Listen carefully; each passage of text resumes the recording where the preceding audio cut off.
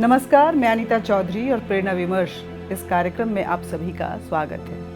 इस कार्यक्रम में हम अलग अलग विषयों पे चर्चा करते रहते हैं। आज का विषय है आपातकाल और इस चर्चा में हमारे साथ रहेंगे नरेंद्र भदौरिया जी, जो कि विश्व संवाद केंद्र लखनऊ के अध्यक्ष हैं, राष्ट्रवादी विचारक हैं और लेखक हैं, पत्रकार भी रहे हैं। और अगर आपातकाल की बात करें तो उसके कहते हैं चश्मदीद, वो चश्मदीद रहे।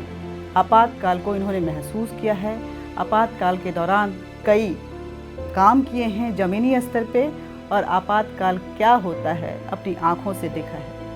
नरेंद्र जी, बहुत बहुत स्वागत है प्रेरणा विमर्श के इस कार्यक्रम में। और ज़्यादा वक्त नहीं गंवाते हुए, क्योंकि अपने अनुभवों को उन्होंने किताबों का रूप भी दिया है एक संकलन के तौर पे, तो उनके अनुभवों को जानना बहुत ज़रूरी है। ये याद कीजिए, ये वही 25 जून 1975 के जो मध्य रात्रि थी, 25 और 26 जून के, उस वक्त में आपातकाल पूरे देश में घोषित कर दिया गया था। 28 साल पहले हम आज़ाद हुआ था भारत, और तब लोग हर्षोल्लास में थे कि भारत आज़ाद हो गया है, आज़ादी की सांस हम ले रहे हैं। लेकिन उन्हें क्या पता था कि महज 28 साल बाद उन्हें ऐसा अनुभव करना पड़ेगा कि आज़ादी के ऊपर अभी वो जो अंग्रेजी सोच थी, वो गुलामी वाली सोच थी, अभी भी इस देश में बरकरार थी, जो इंदिरा गांधी के रूप में नज़र आया।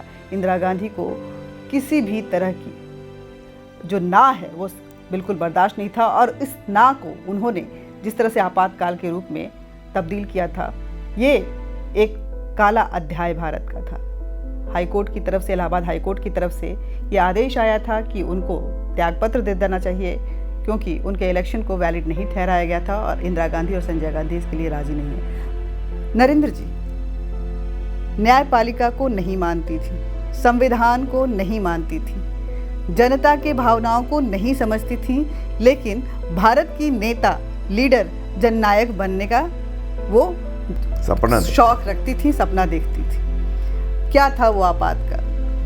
देखिए, खलनायकों की जो कुटिल स्मृतियां होती हैं वो मिटती नहीं। खलनायकों के जितने भी कालखंड हैं भारतीय इतिहास में, हमारी आध्यात्मिक सनातनी गाथा में और विश्व मंच पर भी, ऐसे कुटिल शासकों ने या कुटिल नायकों ने जो कुछ भी किया है उसकी स्मृतियां कभी मिट नहीं सकती।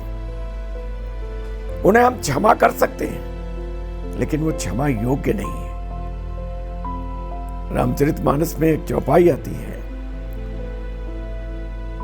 राक्षस भयो रहा मुनि ज्ञानी। रावण राक्षस हो गया जबकि एक ज्ञानी मुनि था। वो चाहता तो अपने उस मार्ग पर चलकर बड़ी प्रशस्ति अर्जित करता, लेकिन वो राक्षस बनकर उसने खलनायक का व्यवहार किया। उसकी कुटिल स्मृतियां आज तक हम सबके मन में है। राम जैसे नायक ने उसका संहार किया और भारत को ही नहीं, मानवता को एक संदेश दिया। उस स्वतंत्र भारत में, जैसा आपने कहा, इंदिरा गांधी और उनका परिवार कुटिलता की राह उसने पकड़ी, अभी भी उससे मुक्त नहीं हो पाए। इसलिए लाख लोगों उनको क्षमा करें, वो क्षमा के योग्य नहीं और क्षमा हो भी नहीं सकते। उसका कारण है संस्कार से मिले हुए उपलब्धि, ज्ञान से मिले और ठीक प्रकार से कर्तव्य पथ पर चलने से मिले। ऐसी उपलब्धि को व्यक्ति संजोता है। जो कुटिलता से प्राप्त होता है उस पर अहंकार आता है। उस अहंकार ने इंदिरा का नाश किया। मैं नाश शब्द जानबूझकर प्रयोग कर रहा हूं। भारत जैसे देश में जहां छोटे से कण कण को शंकर माना गया है, जहां पर अच्छाइयों को चुन चुन कर बीनने की प्रवृत्ति है, ऐसे देश में डंडे के बल पर पूरे 100 करोड़ लोगों को हाँकने की प्रवृत्ति, ये संभव नहीं थी। ये डंडे की जोड़ पे आप बोल रहे हैं नरेंद्र जी, क्या वो डंडा क्या था? डंडे के जोड़ पर जो आपातकाल इन्होंने लागू किया, वो जनता पर आक्रमण था। 10 दिन के भीतर 37,988 समाज के ऐसे सक्रिय कार्यकर्ता जेल में ठूस दिए गए। पूरे आपातकाल के समय 34,998 लोग केवल मीसा में बंद थे। मीसा का तात्पर्य है कि जिसको ये नहीं पता होता था कहां बंद है, क्यों बंद है, कब तक बंद रहेगा। मीसा से पेट नहीं भरा तो DIR लागू हुआ। उस DIR में भी इतनी ही संख्या लगभग जेल में डाली गई। फिर आंदोलन हुए। राष्ट्रीय स्वयंसेवक संघ ने आंदोलन की रूपरेखा बनाई, आंदोलन चला। उस आंदोलन के परिणाम स्वरूप 1,37,000 लोग जेल में गए। हम पूरे स्वतंत्रता आंदोलन का जो गांधी जी के काल से बाद में प्रारंभ हुआ और 1942 तक का आंकड़ा जोड़ते हैं तो इतनी संख्या जेलों में जाने की नहीं है जितनी इंदिरा गांधी के कालखंड में। तो अंग्रेज इंदिरा गांधी से ज्यादा बेहतर थे, ऐसा कैसे? मैं बेहतर तो कुटिल होता है, बेहतर कैसे हो सकता है? तो अंग्रेजों ने कुटिलता तो कुटिलता है। इतनी क्रूरता अंग्रेजों ने नहीं ढाई। वो तो हमारे देश पर आक्रामक थे ही, मुगल हो या अंग्रेज, वो तो हमारे देश के लिए विश्व के समान थे। हमें इनसे अपेक्षा थी, अपने नायकों से अपेक्षा थी कि सही राह पर चलेंगे। भारत के किसी नागरिक ने इंदिरा गांधी या जवाहरलाल नेहरू की डिग्री नहीं मांगी। उनके काम को अच्छा करके उनकी तरफ देखना प्रारंभ किया, आशा से देखा, भविष्य देखा अपना। उन्होंने गलती की, चुनाव में धांधली की।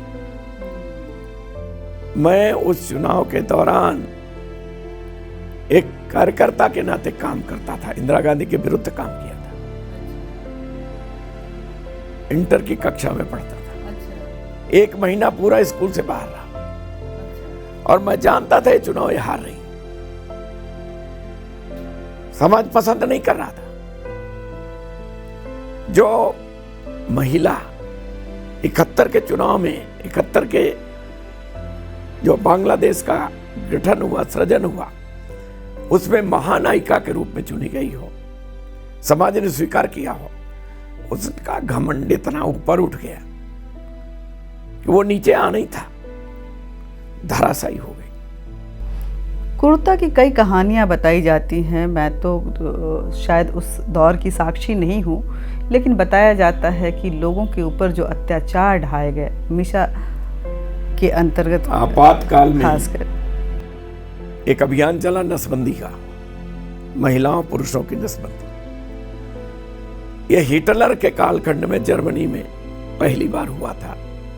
हिटलर का कहना था कि जो गरीब है उसको बच्चे पैदा करने का अधिकार छीन लेना चाहिए, क्योंकि वो अपने जैसे पैदा करेगा, इसलिए उनको नष्ट कर दो, उनका जन्म बाधित कर दो। 14,75,000 का आंकड़ा जर्मनी देता है। भारत में जो नसबंदी अभियान इंदिरा गांधी और संजय गांधी उनके बेटे ने शुरू किया, 62 लाख लोगों की नसबंदी। कितना बड़ा अत्याचार था। मेरे गांव में स्कूल के प्रांगण में वहां अस्पताल नहीं है, लेकिन लोग तो बड़ी तारीफ करते हैं कि पॉपुलेशन कंट्रोल को लेकर के जो अभियान संजय गांधी ने चलाया वो काबिले तारीफ है इमरजेंसी के दौरान। देखिए, कुटिलता की तारीफ कुटिल व्यक्ति ही कर सकता है। अगर बंसीलाल विद्याचरण शुक्ला, कमलनाथ जैसे गायक हो तो रावण की भी प्रशंसा करेंगे। रावण की प्रशंसा क्या उनके कालखंड में करने वाले लोग नहीं थे? डंका बजता था उनका, तो संजय गांधी का डंका बजता था। ब्यास नदी को मोड़ दिया था कमलनाथ ने हिमाचल में। विदेशी इंडस्ट्री को लगाने के लिए उस समय कहीं इंडस्ट्री लगनी है, कमलनाथ की जेब गरम करो, चाहे जो कुछ पाओ। अच्छा, नसबंदी में क्या सिर्फ नसबंदी हो रहा था या यो मतलब कि ठीक है नसबंदी पॉपुलेशन कंट्रोल के लिए अगर हो रहा हो, सिर्फ नसबंदी हो रहा था या उसके तहत सारे नियमों का उल्लंघन करते हुए लोगों के साथ ज्यादतियां हो रही थी? देखिए, उत्तर प्रदेश, बिहार और झारखंड, छत्तीसगढ़, ये जो इलाके, मध्य प्रदेश, इन क्षेत्रों में जो नसबंदी का अभियान चला, कोटा तय किया गया था। लेखपाल से लेकर के स्कूल के चपरासी, मास्टर, सबको इतनी नसबंदी करानी, हाका लगता था गांव में, पकड़ के लाए जाते थे। 74 साल के लोगों की नसबंदी, युवा लोगों की नसबंदी। नसबंदी करने वाले कौन? जो सफाई कर्मचारी अस्पताल का है, कोई टेक्नीशियन नहीं। 17 महिलाएं झारखंड में मर गई थी। 7 दिन के भीतर 17 महिलाएं मरी, एक ही दिन में नसबंदी हुई थी। मेरे गांव में पति पत्नी ससुराल से लौट रहे थे, दोनों को पकड़ के ले गए। 2 बच्चे थे उनके, दोनों की नसबंदी कर दी। महिला 1 महीने में मर गई, पुरुष ने डूब करके आत्महत्या कर ली। ये जातियां हो रही थी। जो खेतों में बिताते थे, घरों में नहीं रहते थे पुरुष। वृद्ध महिलाओं को छोड़कर महिलाएं भी जंगल में जाती थी, वहां रहती थी। क्या परिस्थितियां थी गांवों में, कोई सोच नहीं सकता। एक आपकी किताब में ही मैं पन्नों को पलट रही थी तो एक आपका बड़ा ही दिल को दहलाने वाले 4 लाइनें हमने पढ़ी कि आवारा कुत्तों को लेकर के एक अभियान चलाया गया कि उनको। ये लखनऊ में हुआ था, उत्तर प्रदेश की राजधानी लखनऊ में। मैं नाम नहीं लेना चाहता वो अधिकारी का। उसने कहा कि लखनऊ में आवारा कुत्ते बहुत हैं, सुअर बहुत हैं, इनको मार डालना चाहिए। विधि क्या अपनाई? जहरीली डबल रोटी बनवाई गई। बेकरी से जहरीली डबल रोटी नगर पालिका की गाड़ियों से पूरे शहर की गलियों में बितरा दी। गायें, सुअर, कुत्ते, यहां तक कि बच्चे मेरे झुग्गी झोपड़ी रो पड़े थे लखनऊ के लोग। सुबह जब देखा, अखबारों में ये दिखाई दिया कि नहीं? अखबारों में कैसे आ सकता था? अखबार में तो मजिस्ट्रेट बैठता था, एक एक लाइन पढ़ता था। पायनियर का रिपोर्टर लेकर के गया, स्वतंत्र भारत, पायनियर एक साथ निकलते थे। उसको पकड़ के बंद कर दिया गया। आपातकाल खत्म होने के बाद वो घटना अखबारों में छपी, कोई कार्रवाई तो नहीं हुई। आपातकाल को लेकर जो जातियां हुई, कहा गया कि शाह कमीशन मोरारजी ने गठित किया था। मोरारजी देसाई ने जो शाह कमीशन गठित हुआ, उसके बाद सरकार भी चली गई। कार्रवाई के नाम पे तो कुछ नहीं हुआ। 48,772 बहुत गंभीर अपराधों की छानबीन की थी जस्टिस शाह ने। जैसे सरकार इंदिरा गांधी की बनी, आज तक भारत सरकार के पास शाह कमीशन की रिपोर्ट है ही नहीं, नष्ट करा दी गई। मीसाबंदियों का जो संगठन है वो मांग कर रहा है कि इसको खोजा जाए। 2 साल 3 साल हो गए, नहीं खोजे मिली। अब पता लगा है कि एक प्रति ऑस्ट्रेलिया में है, वहां से मंगाई जाए। आपातकाल की अगर बात करें तो इंदिरा गांधी, आज के कांग्रेस की अगर बात करें तो कांग्रेस बार बार ये दुहाई देती रहती है, बार बार रोती है कि संविधान का उल्लंघन हो रहा है, संविधान खतरे में है। संविधान को लागू, जो मौजूदा सरकार है वो पूरी तरह से पालन उसका नहीं कर रही है, संविधान के नियमों का। लेकिन ये 29 जुलाई 1976 की बात है। कांग्रेस, अखिल भारतीय कांग्रेस कमेटी की बैठक थी और उस बैठक में इंदिरा गांधी ने कहा था कि संविधान हमारे पांव की बेड़ियां हैं। न्यायपालिका संविधान का बखान इस तरह से करती हैं कि हमारे बढ़ते कदम को रोकती हैं। इसमें बदलाव जरूरी है। ये एक बार नहीं, कई बार ये बातें बोली गई कि संविधान को बदलने की ज़रूरत है। यही नहीं, ऐसे कई अमेंडमेंट किए गए जिससे प्रधानमंत्री अछूता हो गया। वो न्यायपालिका के दायरे में ना के बराबर आने लगा और प्रधानमंत्री को पूरा अधिकार मिल गया था कि वो कुछ भी कर सकता है, कुछ भी, किसी भी तरह की डिसीजन ले सकता है, अमेंडमेंट कर सकता है। इंदिरा गांधी की बात जहां तक अनीता जी है, उनके पूरे चरित्र को देखिए। अगर उनके वश में होता तो सूर्य को रोक देती, समय की गति को मोड़कर रख देती। कुछ भी करने की जिद थी। अहंकार का हट बहुत बुरा होता है। इंदिरा गांधी ने, भारत के संविधान के बारे में कहा जाता है कि यह भारत का प्राण है। प्रस्तावना जो संविधान की है वो प्राण है, उसको बदला गया। वो अब भी वो बदलाव वापस नहीं हुआ।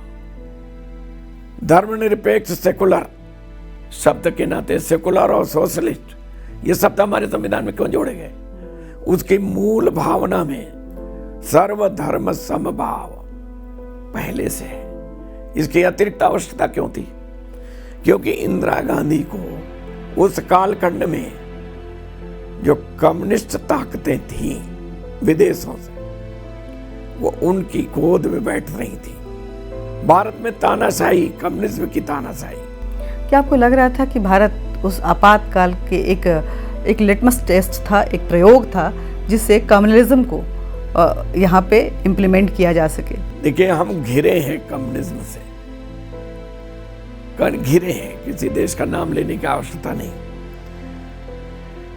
बहुत बुरी तरह घिरे हैं और यह संकट कभी भी फिर खड़ा हो सकता। लेकिन हमारी सनातन संस्कृति के बल पर हम उससे संघर्ष कर रहे हैं और उसी के बल पर हम जीतते हैं। सुभाष जी की मृत्यु, लाल बहादुर शास्त्री जी की मृत्यु, इंदिरा गांधी का आना, ये एक सीढ़ी है भारत में कम्युनिज्म को लाने की। दुर्दैव से उस कालखंड में, स्वतंत्रता आंदोलन के कालखंड, ऐसे लोग जो इस खतरे को नहीं देख पाए, मैं उनकी निंदा नहीं करता, लेकिन संकट काल में कौन शत्रु मित्र बनकर हमारे बीच घुस रहा है, ये हम नहीं परख पाए। उसका परिणाम हुआ कि प्रधानमंत्री के पद पर ऐसा व्यक्ति बैठा जिसको यह भान नहीं था कि सत्ता का यह अहंकार कहां ले जाएगा। नेहरू जी के कारण उनकी बेटी, उनके आगे के संततियों में वो तानाशाही का रवैया बना हुआ है। देखिए, किसी भी महात्मा में कुछ कमियां भी होंगी, उसकी नहीं समझ पाना एक बड़ी बात है, कोई भी नहीं समझ सकता। लेकिन आज जो चल रहा है, मैं उसका उल्लेख करता हूं। अभी कैम्ब्रिज यूनिवर्सिटी में राहुल गांधी ने, इंदिरा गांधी के पौत्र ने जो बयान दिया वहां कि भारत राष्ट्र ही नहीं है, राष्ट्र की अवधारणा हमारी प्राचीन है, वेदों के कालखंड से। वो कहते हैं कि भारत राष्ट्र नहीं है। वो क्यों कहते हैं? उनके विवेक पर किसका अधिकार है? कम्युनिस्टों का अधिकार है। जेएनयू में जो नारा लगा रहे थे, भारत तेरे टुकड़े होंगे, उनकी पीठ पर हाथ राहुल का था, उनकी पीठ पर हाथ इस परिवार का था। ये फंडिंग कहां से हो रही है? भारत को तोड़ने का षड्यंत्र कहां रचा जाता है? ये क्षणिक बातें नहीं है। इसलिए मैं कह रहा हूं कि ये जो कुटिल स्मृति है आपातकाल की, इससे बहुत कुछ सीखने की आवश्यकता है। दो अंतिम सवाल पूछूंगी। मीसा का आप बार बार जिक्र कर रहे थे। मीसा के दौरान कई ऐसी दर्दनाक कहानियां मेरे सुनने में आती हैं, अपने फादर से भी, अपने पिताजी से भी हमने सुना, आप लोग जैसे वरिष्ठों से भी सुनते रहती हूँ। और कुछ उल्लेख आडवाणी जी और अटल जी के किताबों में भी हमने पढ़ा है। उन्हीं में से एक जिक्र होता है स्नेहलता रेड्डी, जो कि साउथ की, दक्षिण भारत की मशहूर अभिनेत्री थी उस समय में। उनको बंद कर दिया गया था। कहते हैं कि वो यातना इतनी दर्दनाक थी कि अटल जी और आडवाणी जी, जो कि उसी जेल में बंद थे, वो रात भर सो नहीं पाते थे। क्या इतनी दुर्दशा थी, इतना अत्याचार था? देखिए, अत्याचार की चीत्कार उस समय ऐसी थी कि पूरे राष्ट्र को नींद नहीं आती थी। गांव से शहरों तक कोहराम मचा हुआ था। कब किसका बेटा कब पकड़कर कहां चला जाए, किसको कितना मारा जाए। आप समझिए, 74 साल का एक व्यक्ति आंदोलन करके जाता, किसान था, बड़ा किसान था, लेकिन सामाजिक कार्यकर्ता था, संघ का स्वयंसेवक था, बीमार था। उस दिन वो लाठी डंडों से मार रहे थे उन्नाव की कोतवाली में। उसने कहा, मुझे मारिएगा नहीं, मेरी तबीयत ठीक नहीं। उसके मुंह पर सीधे बूट मारी, 2 दांत टूट गए, पूरा मुंह फट गया। जेल में ले जाकर ठूस दिया। वहीं पर एक शांतन नाम का युवा कार्यकर्ता था, मेरे साथ पढ़ता था, उस दिन पकड़ गया।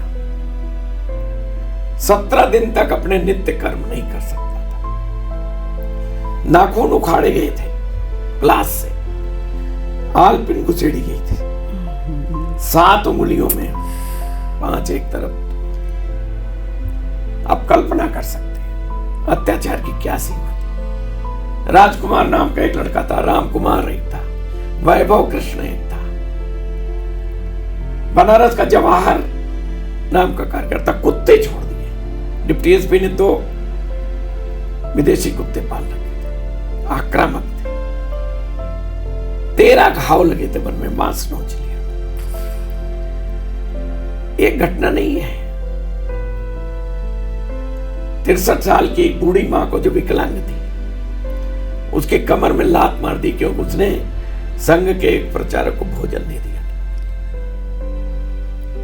मैंने कहा कि कोहराम मचा हुआ था। संघ जितनी भी बातें आती हैं सामने से, तो चाहे जितनी भी किताबें मैं पढ़ती हूँ आपातकाल को लेकर के, उसमें कहीं ना कहीं जो विरोधी खेमा है उसका भी कहना है कि आपातकाल अगर हटा तो वो सिर्फ और सिर्फ राष्ट्रीय स्वयंसेवक के वो मजबूती की लड़ाई जो थी उसकी वजह से हटा। जिस तरह से उन्होंने अपने सारे तंत्रों को एक सुनियोजित तरीके से, चाहे वो अखबार नहीं छप रहा था लेकिन गुप्त तरीके से अखबार छापे जा रहे थे, घर घर में पहुंचाए जा रहे थे, गुप्तचर थे जो विरोधी खेमे के जो खबरें हैं वो ला कर देते थे।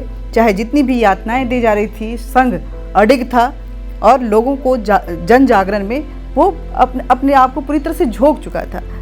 यहाँ तक कि उस समय के संघ प्रमुख भी गिरफ्तार हो चुके। आप वरिष्ठ पत्रकार हैं, आपने अध्ययन भी खूब किया है।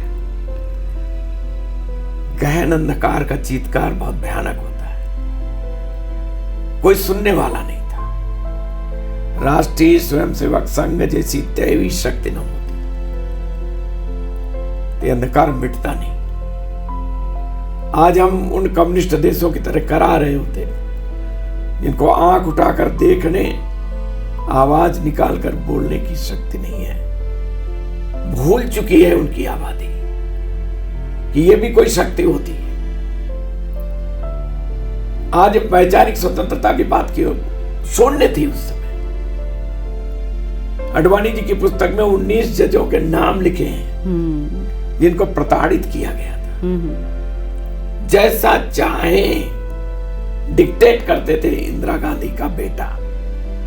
ये जजमेंट देना है इसमें। पूरे संविधान को जिसने कुचल दिया हो, न्यायपालिका को कुचल दिया हो। एक सबसे बड़ी बात थी कि कार्यपालिका, इसने देश की जनता के साथ बहुत बड़ा धोखा किया। कार्यपालिका के गिने चुने लोग रहे होंगे जिन्होंने संभल कर कदम उठाए, लेकिन विरोध तो नहीं किया। उन्होंने तो जनता को कुचलने में इंदिरा गांधी की इच्छा से बढ़कर काम किया। प्रशासनिक तंत्र और पुलिस घनघोर है। और सबसे बड़ी बात है कि इसके लिए न तो इंदिरा गांधी के परिवार ने आज तक क्षमा मांगी, न कार्यपालिका ने क्षमा मांगी। ये होना चाहिए था, बिल्कुल। और देश के साथ ये तब तक ये दर्द नहीं मिट सकता जब तक ऐसी शक्तियों को रोकने की क्षमता जनता में नहीं आई। सबसे बड़ा दुर्भाग्य यह हुआ, लोग कहते हैं, मतलब कितनी भ्रांतियां अभी भी फैलाई जाती कि इंदिरा गांधी ने एक कदम उठा तो लिया, लेकिन बाद में उनको बोध हुआ कि वो आपातकाल नहीं रहना चाहिए, जनता के बीच जाना चाहिए। ये गलत बात है। इंटेलिजेंस एजेंसियों ने उनको कहा कि आपातकाल मत हटाओ, ऐसी परिस्थिति में चुनाव कराओ, लोग डरे रहेंगे, विपक्षी नेता जेल में रहेंगे,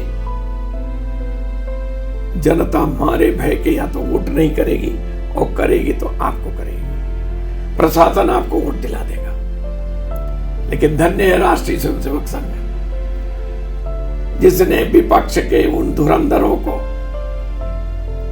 जो विवेक जिनका शून्य हो चुका था आपातकाल की कराह में, उनको जगाया कि आओ खड़े हो, हम हैं, डरो मत, हम हैं।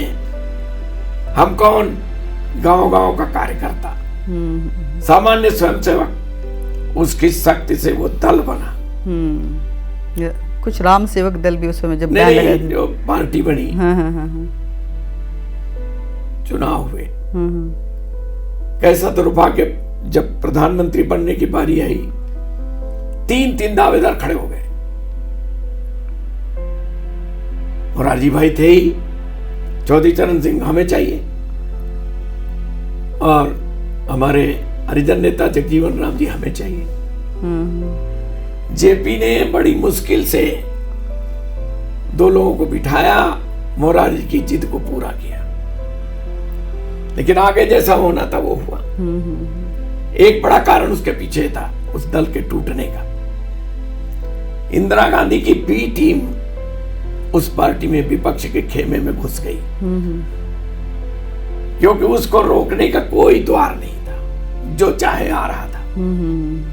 जिन्होंने जातियां की थी, चाहे मोती नंदन बहुगुणा हो, मैं एक नाम लेने से क्या, असंख्य लोग घुसे हुए थे, और घुसकर उन्होंने बी टीम का काम किया, इंदिरा गांधी के लिए मार्ग खोल दिया। संघ से कहा गया कि तुम दोहरी सदस्यता के लोग क्या कर रहे हो यहाँ? अरे संघ के स्वयंसेवकों ने तो खड़ा किया था, वो न टिकट मांग रहे थे, न मंत्री बनना चाह रहे थे। आपातकाल के बारे में जितनी भी बातें की जाए वो कम ही रहेंगी, क्योंकि अत्याचार इतनी ज़्यादा थी, इंदिरा का अत्याचार जारी था। विरोधी दल जो है वो जेल में बंद थे, आवाज़ कहीं उठ नहीं सकती थी, अखबारों पे सेंसरशिप लगा हुआ था, और जनता के बीच जो अत्याचार हो रहे थे उसकी पूरी खबरें पहुंच नहीं रही थी। राष्ट्रीय स्वयंसेवक संघ पे भी बैन लगा दिया गया था, लेकिन अंदर ही अंदर जिस तरीके से एक संगठित व्यवस्था को बनाते हुए आरएसएस ने अपने मजबूती के साथ इस कार्य को अंजाम दिया कि जनता को जागरूक करना है, जन जागरण फैलाना है।